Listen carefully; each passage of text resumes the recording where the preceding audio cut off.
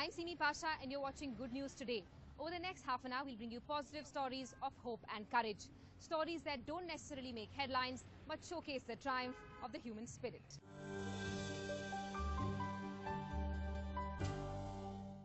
Our first story comes from the city of joy that today has more reason to justify its football mania. 3 youngsters from Kolkata have been selected by international experts for training at Argentina's prestigious Boca Juniors club. The trio has all at once become a source of envy and pride. Indrajit Kundu with their story.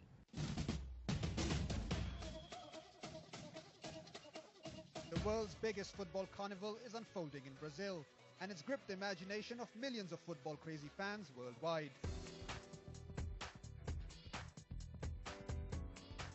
Not to be left behind, India's soccer capital too has immersed itself in FIFA colours. Flags, banners, life-size cutout of football stars, wall graffitis and sweets. The city of joy is celebrating the most beautiful game in style.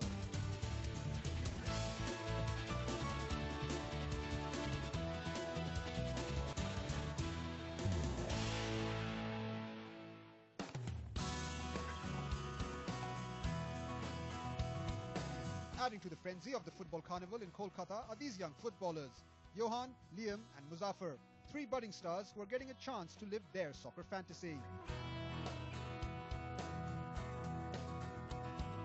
The trio is preparing to train at the world-famous Boca Juniors football club in Argentina. For those of you unfamiliar with the club's legacy, it's the same club that Diego Maradona played for. I think it's an absolutely fantastic opportunity for all of us to travel to Argentina. It's actually the land of the footballing gods, and it's a bit more personal for me because I'm an Argentine supporter and I idolize Maradona and Messi. So to be able to set foot on Argentine soil is a completely new experience, and it'll be absolutely fantastic. It still isn't able to sink in. I think it's been around 2 weeks and it still hasn't sunk in yet. It's something that I've only dreamed of. I mean, I never thought in my wildest dreams I would go to such a place, be in the same place that Maradona trained in, the same country. And it's very different for me, and I'm hoping that it's going to be an experience that changes my life. These youngsters were selected from among 4,000 aspirants from over 400 schools and colleges from across the country by experienced trainers, who had come to India on a talent hunt. Of the 3, Muzaffar, who comes from a humble background, has already trained with Arsenal when he was just 14. Muzaffar says he's saddened by the fact that achievements in other sports apart from cricket go unrecognized in the country. এটা সত্যি খুবই দুঃখ লাগে যখন IPL নিয়ে মানে কোনো বিশ্বকাপ জিতলেও মনে এত মানে হয় না, মানে কি বলে মাতামাতি হয় না। আইপিএল জিতে যে এমন মানে করছে, যদি ফুটবলে যদি একটু দিত, মানে ফুটবলে যদি কিছু সাপোর্ট করতো তাহলে মনে আরো লাভ হতো। এবং আমাদের বেঙ্গলের কোনো ক্লাবে এমন স্পন্সর নেই একটাও। মানে মেন ইস্টবেঙ্গল, মোহনবাগান আর 2-3টে ছোট প্রিমিয়ার ক্লাব ছাড়া কোনো ক্লাবে স্পন্সর নেই। সেই সব টাকাগুলো যদি স্পন্সর আমাদের বেঙ্গলের ক্লাবগুলোতে দেয় তাহলে ওরা ভালো টিম করতে পারে। কেন আমাদের সব ফুটবলাররা এইভাবে হারিয়ে যাচ্ছে, এরা মানে সুযোগের অভাবে বা ভালো টাকা পয়সা পাচ্ছে না। তো এইগুলো যদি একটু ফুটবলার, আমাদের মতো গরিব ফুটবলারদের যদি একটু দেখে ওরা, তাহলে আমাদের ফুটবলটা আরো উন্নত হয়। Looking ahead, the talented 3 feel their careers as footballers will get a huge boost with the training program at Boca Juniors in Argentina. The coaches who came to Goa, the training methods and the way they taught us how to look at football was very different from how we train over here in Calcutta. So I think it's mainly the experience and the knowledge about football which I'm looking forward to gaining, so that I can put it to better use when I'm playing later on in the future years. Excited about their chance to visit Latin America soon after the Brazil World Cup, these youngsters claim they're rooting for Argentina.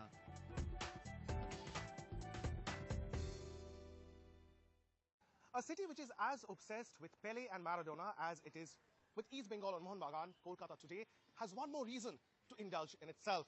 With 2 kids from the city representing their soccer dreams in football country, Kolkata is quite literally wearing its passion on its sleeves. With camera person Tapus Bairi Indrajit for headlines today in Kolkata. We're all too used to getting stuck in traffic jams during peak hours in big cities, and it can be quite a nightmare, especially if you're going through a medical emergency. But traffic cops in Chennai achieved a feat by creating a free passageway for an ambulance that was carrying a freshly harvested heart from one hospital to another, located 12 kilometers away, in just 14 minutes. Srisha Shetty with this story.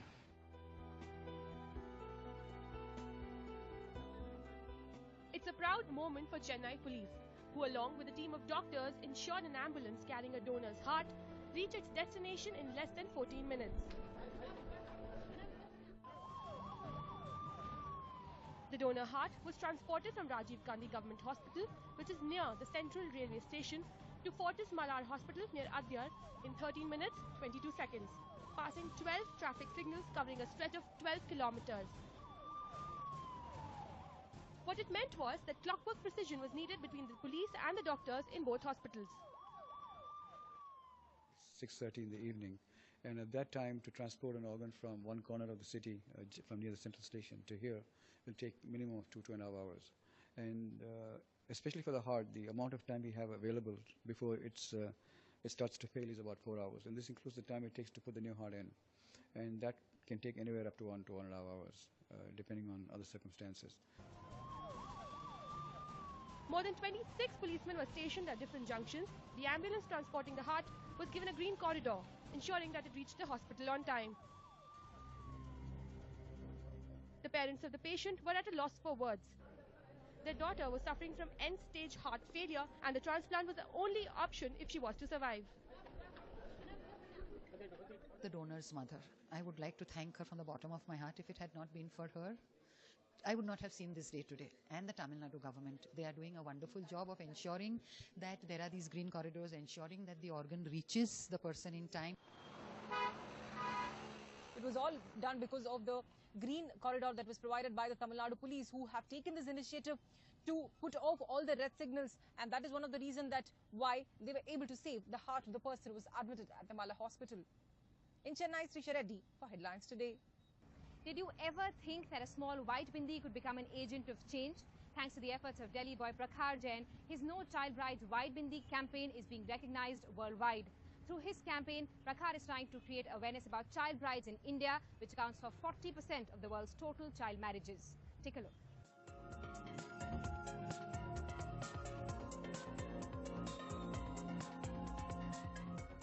It's a campaign that has struck a chord in the hearts of millions worldwide. A simple white bindi used to protest against child marriage.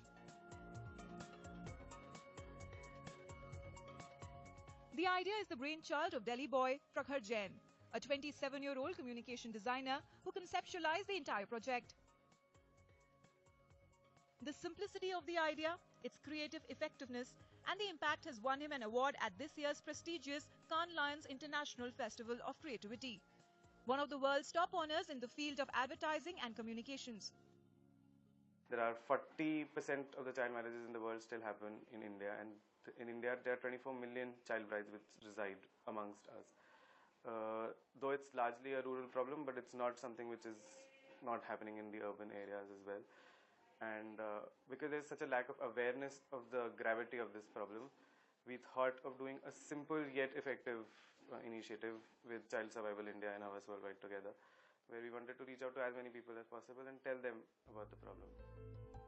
And it's this 6 feet by 4 tall art installation that has become a focal point of Prakhar's campaign. Made from 39,000 small soft white bindis, the composition is the portrait of a 15-year-old girl from Jharkhand who has now become a face of the movement. Prakhar and his friends travelled across rural Jharkhand and Haryana, raising awareness for almost 6 months. For every bindi that they sold, they added one to the installation. There was a resolution which UNHRC had passed against child marriages, making it a development agenda for the world from 2015 onwards. So hundreds of countries from all over the world, all the UN members supported this, but shockingly India did not. The No Child Brides White Bindi campaign was also endorsed by designer Tarun Tahiliani during the Lakme India Fashion Week in March this year, where the entire crew and all models were seen sporting white bindis.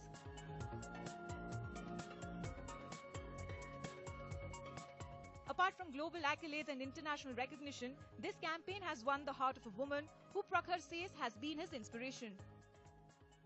शुरू में starting में लगा कि क्या कर रहे हैं, फिर बाद में जब इनका देखते रहे तो लगा कि नहीं, हाँ ये बच्चे मेहनत कर रहे हैं, इनकी मेहनत जरूर सफल होनी चाहिए, क्योंकि इन्होंने दिन रात बहुत मेहनत की है उसमें.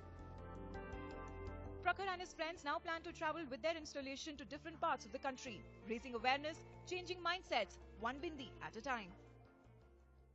Prakhar's story clearly shows if intentions are pure, then even small initiative can lead to a bigger achievement. With camera person Vicky from Delhi, Ravish Pal Singh for Headlines Today. Now, first piece of good news from the world of technology comes from Cameroon, where a 22-year-old engineer has developed a touchscreen tablet that is helping doctors perform heart examinations. Let's have a look.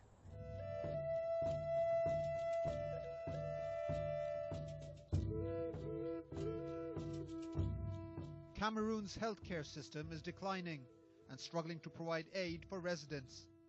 There are a shortage of medical professionals and fewer than 2 doctors for every 10,000 people. Until recently, heart patients in rural Cameroon had to travel long distances for routine tests. Now, however, they can visit the smallest of local hospitals, thanks to the CardioPad, a medical touchscreen tablet created by local inventor and entrepreneur, 22-year-old Arthur Zhang.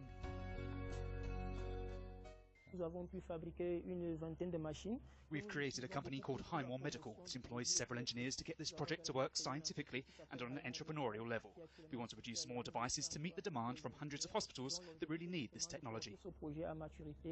At such a young age, Zhang has created a groundbreaking piece of technology that could revolutionize healthcare in underserved communities. We treat patients with heart problems without them having to go away for treatment. This device allows us to examine them here and perform the electrocardiogram, then send it to a specialist who sends back the final results. For heart patient Laurent Esomba, the CardioPad is a blessing in disguise. Esomba says he couldn't afford to travel to the nearest urban hospital for tests, but regular CardioPad monitoring enables him to live and work as normal. Arthur Zhang's company hopes to equip about 100 rural hospitals through Cameroon. The next challenge is to build a solar-powered version to cope with the lack of electricity, widespread in many areas across the continent. It's stronger than diamond, more conductive than copper, more flexible than rubber, and you can't see it with your naked eye. Graphene has been hailed as a miracle material, but producing it in large quantities has not been possible due to its volatile properties. But a group of scientists in Ireland have come out with a solution to that, and it's as simple as switching on your blender. It's where science fiction meets science fact. A material 200 times stronger than steel, yet so light even a block of its powder can balance on a flower. Graphene is the first wonder material of the 21st century, and it's expected to transform almost every aspect of life.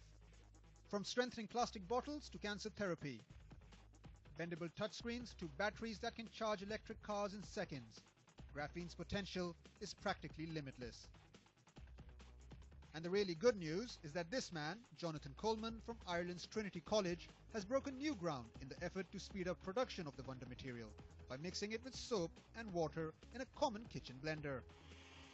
This sort of black liquid, and you notice that there are some suds there. That's due to the surfactant, and this is where the graphene is. Now, at this early stage, there's also graphite in there, so we have to go through a processing stage where we separate the graphite from the graphene. Coleman says that the shearing force of the fast-rotating blender blades can separate individual graphene layers, each the thickness of a single carbon atom. However, since graphene was first discovered a decade ago, it's proved extremely difficult to produce on an industrial scale. For Keith Patton, project leader for graphene at UK's Thomas Swan Limited, this new research is the breakthrough he's been looking for. The thing that's been holding this back is a supply of large-scale, large quantities of graphene, good quality graphene at reasonably low costs. And this research that we've been carrying out here has opened up a route to obtain these. Keith Patton hopes to produce a kilo of graphene per day by the end of the year. And with this newfound discovery, he's convinced that they have the perfect blend for success. An Israeli team has developed a new bed sensors for hospitals that give out vital information about patients unobstructedly. Apparently, the system is more reliable than the conventional monitoring systems used in hospitals. Let's take a look at what this new technology is all about. It has been aptly named Early Sense, a device placed under mattress in an Israeli hospital. It's helping to ensure that patients' vital signs are monitored accurately but discreetly. According to Early Sense's CEO, Avner Halprin, the sensor is an effective and safer alternative to conventional monitors which require the attachment of wires to the patient's skin. It's based on a sensor, which is this one, see it here, which is placed under the mattress of a bed and monitors a patient continuously without ever touching his body for heart, respiratory, and motion, and gives alerts when the earliest warning signs of deterioration are present, and that makes the nurses and doctors much more effective in intervening early and keeping them out of trouble. Early sense is also much less prone than conventional systems to send out false alarms. Connected to a bedside computer, the device monitors breathing, heart rate, and heavy body movement. For nurse Anat Magril, early sense has been a lifesaver. 2.5 years ago, before we started working with the system, we unfortunately had 2 incidents of patients that were found dead in their beds. Ever since, we've been using the system and we monitor the patients. We identify the difficult conditions of those patients. We had at least 3 or 4 incidents of ventricular fibrillation that the crew literally saved patients' lives. Early sense is used in about 24 hospitals in America. A sensor for home use is also being developed, and Halprin says he's confident that these devices will significantly reduce patient emergencies and save lives. That's all we could pack into this edition of Good News Today. You can send us your feedback, tweet the team at HLT Good News. Have a great weekend.